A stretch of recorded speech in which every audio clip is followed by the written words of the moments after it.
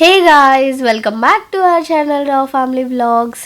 అబ్రాడ్లో ఉన్న వాళ్ళు ఇండియా వెళ్తున్నారు అంటే ఖచ్చితంగా చేసే పనుల్లో టెంపుల్ విజిట్స్ అది మోస్ట్ ఇంపార్టెంట్ అనమాట. సో అలాగే నేను కూడా మేలో ఇండియా వెళ్ళినప్పుడు చాలా షార్ట్ ట్రిప్ అయినా సరే ఒక కపుల్ ఆఫ్ టెంపుల్ విజిట్స్ అయితే ఉన్నాయి యాక్చువల్గా నా ప్లాన్లో. కాకపోతే నేను వెళ్ళిన టైంలో అది అధిక మాసం ఆర్ శూన్యమాసం ఏదో అంట.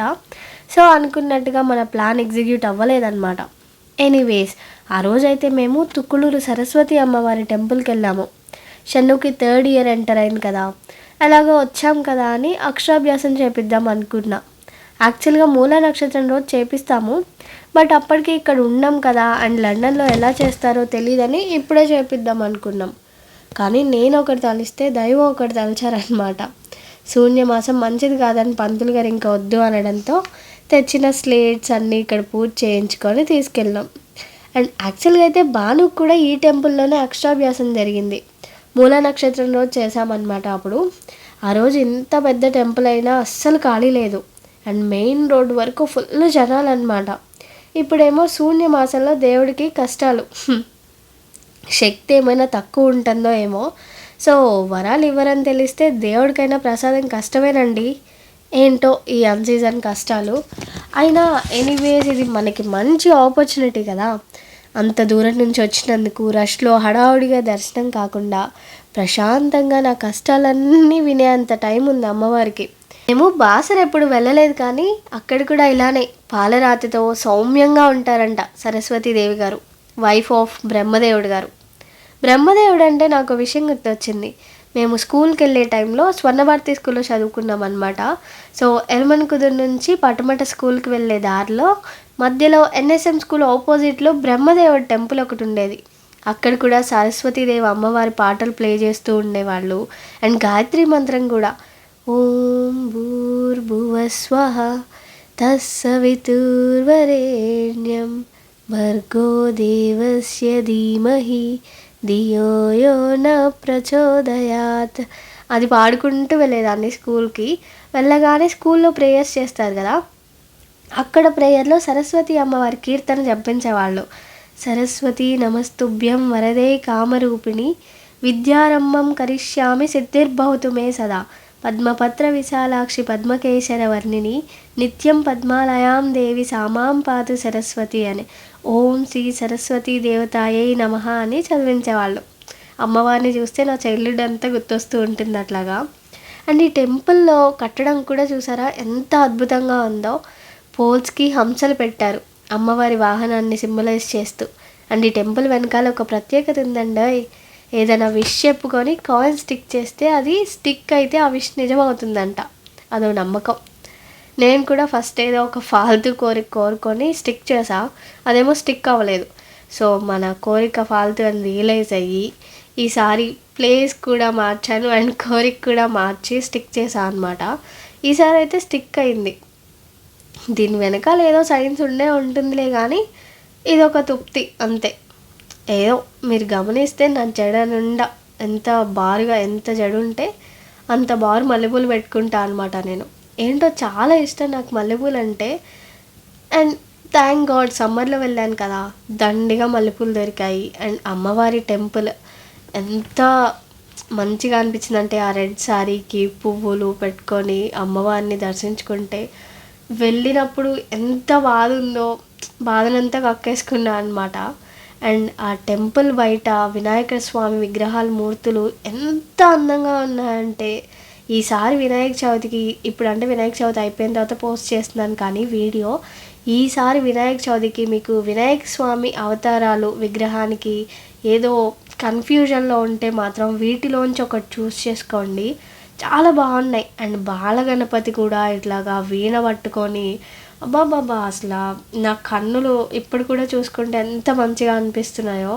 సో అక్కడైతే అమ్మవారి టెంపుల్ దర్శనం చేసేసుకొని వెళ్తూ ఇంకా హనుమాన్ ఆశీస్సులు కూడా తీసుకుందామని వచ్చామన్నమాట.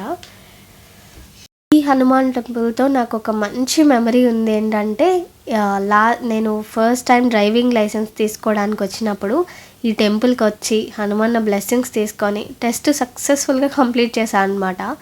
ఈ టెంపుల్కి ఒక 5-10 డిస్టెన్స్లోనే ఉంటుంది అనమాట. 5-10 మినిట్స్ డిస్టెన్స్లో ఆర్టీఓ ఆఫీస్ ఏదో ఉంటుంది నూజివీడు.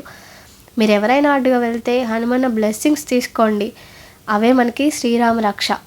తాతయ్య కూడా చిన్నప్పటి నుంచి ఆయన చనిపోయే వరకు చూస్తూ ఉన్నాను కదా, రామ రామ రామనామం స్మరిస్తూనే ఉండేవాడు. హరే రామ రామ రామ హరే హరే, హరే కృష్ణ కృష్ణ కృష్ణ హరే హరే, ఇదే కలియుగానికి తారక మంత్రం అని చెప్పేవాడు. సో వీలున్నప్పుడల్లా, వీలు లేకపోయినా సరే వీలు చేసుకొని రామనామం స్మరించి సనాతన ధర్మాన్ని కాపాడండి. రీసెంట్గా తిరుపతిలో ఈ లడ్డు విషయంలో జరిగిన అపచారాన్ని చూస్తుంటే నాకు కూడా చాలా బాధేసింది. మనం ప్రపంచంలో ఏ మూలనున్నా సరే మన రూట్స్ని కాపాడుకోవడం మన బాధ్యత. సో కొన్ని వేల సంవత్సరాల నుంచి మనం పుచ్చుకునే సాంప్రదాయాన్ని మన పిల్లలకి పదిలంగా మన ఫ్యూచర్ జనరేషన్స్కి పాస్ చేయడం ఒక్కటే కదా మనం చేయగలిగింది. జై శ్రీరామ్ అన్నట్టు ఈ టెంపుల్ గురించి పంతులు గారి మాటల్లోనే విన్నాను చూడండి. పూర్వం ఇదంతా అడవిలాగా ఉండేదటమ్మా. ఇది ఏంటంటే రాజుగారి కళ్ళలో కనబడి స్వామి చెప్పారట, నేను ఇక్కడ వెలిచాను, నన్ను నమ్ముకుని ఎవరైతే వస్తారో వాళ్ళందరూ బాధలు తీస్తూ కష్ట సుఖాలు తీస్తూ ఉంటారు, వాళ్ళు పెట్టే పండు పలారం తింటూ ఉంటాను, అంచేత నేను ఇక్కడే ఉంటానని, ఈ కలియుగంతో అయిపోయే వరకు నేను ఇక్కడే ఉంటానని ఆయన మనిషి రూపం భూతాకారంగా ఉన్నాడట స్వామి. అట్లా ఉండేటప్పటికి ఎప్పుడు రాజుగారికి కళ వచ్చి తెల్లారి అందరూ వాళ్ళ పరివారం వాళ్ళందరికీ చెప్పారట. చెప్పేటప్పటికి స్వామి అప్పుడు రావటం, భక్తులు రావటం, జనాలు రావటం, అన్నప్రసన్నలన్నీ పూజలని, ఆకు పూజలని, అష్టోత్తరాలన్నీ చేసుకుంటూ ఇవాటి వరకు ఇలా జరుగుతుంది. ఇది మేము వచ్చి దగ్గర దగ్గర ఒక 47 సంవత్సరాలు. అంతకుముందు చరిత్ర మనకు తెలియదు. ఈ చరిత్ర అంతా ఏదో గుర్రాల గేటు కింద ఉందని అంటారు, కానీ మరి ఇది ఎంతవరకు ఏదో అనేది తెలియదు. అదొకటి అక్కడి నుంచి దుర్గ గుడికి కూడా రాజుగారు వాళ్ళు త్వరలో ద్వారం గుండా వెళ్ళేవాడట. ఆ దారి ఉండేదట, అప్పటిదాకా మూసేది. సో అది ఆ టెంపుల్ వెనుక ఉన్న స్టోరీ. నేనైతే ఎప్పుడు హనుమన్న టెంపుల్కి వెళ్ళినా అక్కడ బొట్టు పెట్టుకోవడమే కాకుండా ఆకులో మళ్ళీ బొట్టు తెచ్చుకుంటాను, సింధూరం. ఆ వైబ్ అలా కంటిన్యూ అవుతూ ఉంటుంది అనమాట నాకు ఇంకా కొన్ని డేస్. అట్లా షన్నుని చూస్తే ఇక్కడ వాడు గంట కొట్టడం, శతగోపురం పెట్టించుకోవడం బాగా నచ్చిందనమాట. ఫస్ట్ బావగారు వాళ్ళతో వెళ్ళాడు, అండ్ తర్వాత జాజీ అనుతో వెళ్ళాడు. సో పంతులు గారు అదే ఆట పట్టిస్తున్నారు, పిన్నమ్మలు ఎక్స్ట్రా పే చేయాల్సి వస్తుందని. సో ఎనీవేస్ మంచిగా ఎంజాయ్ చేశాడనమాట వాడు. ఇండియా ట్రిప్ బాగా ప్యాంపరింగ్ ఎక్కువైపోయిందనమాట, ప్యాంపర్డ్ కిడ్ అయిపోయాడు. సో అలా హనుమన్న బ్లెస్సింగ్స్ పుచ్చుకొని ఇంటికి వెళ్దాం అనుకునే లోపు లక్ష్మీ నరసింహస్వామి పిలిచారనమాట. సో ఇంకా మల్లవెల్లి అడవుల్లోకి ఆటో తిప్పేశాము. సో స్వామి దర్శనం చేసుకున్నాము. ఇంతకుముందు స్వామివారు చిన్న పాకాలో ఉండేవాళ్ళు, చుట్టుపక్కల అంతా దట్టమైన అడవులు. ఈ మల్లవల్లి ఇండస్ట్రియల్ కారిడార్ డెవలప్ అవ్వడం స్టార్ట్ అయిన దగ్గర నుంచి ఫ్యాక్టరీస్ అవి కొంచెం ఎక్కువ రావడం, సో భక్తుల రద్దీ పెరుగుతూ ఉందన్నమాట. కోలాటాలు అవి కూడా చేస్తున్నారంట ఇక్కడ.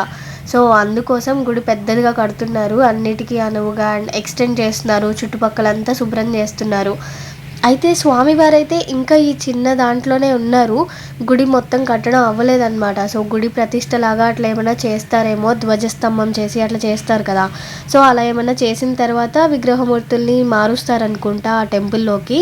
అయితే గుడి ఫ్లోరింగ్ అది వేసినప్పుడు ఇక్కడ పులి వచ్చిందంట. సో స్వామివారు బ్లెస్ చేశారు అని గుర్తుగా ఆ పాదాలన్నిటికీ చిన్న ఫెన్సింగ్ లాగా అట్లా వేశారనమాట. నాకైతే చాలా బ్లిస్ఫుల్గా అనిపించింది, చాలా మంచిగా అనిపించింది అనమాట. అండ్ నాగమ్మ వారు కూడా ఇక్కడ పుట్టలు పోసుకొని భలే ఉంటారు. So just have a look అనమాట, చుట్టుపక్కలంతా చూడండి.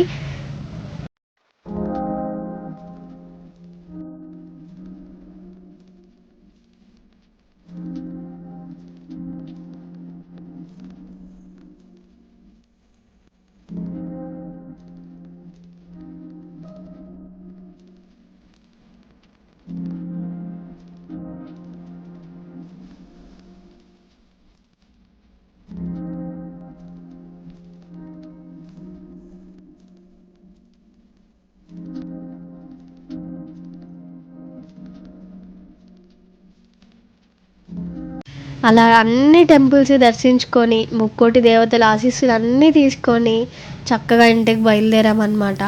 ఇక్కడ చూస్తున్నదంతా మల్లవెల్లి అడవులు. చాలా గొప్పగా ఉంటాయిలేండి మల్లవెల్లి అడవులు చూడ్డానికి.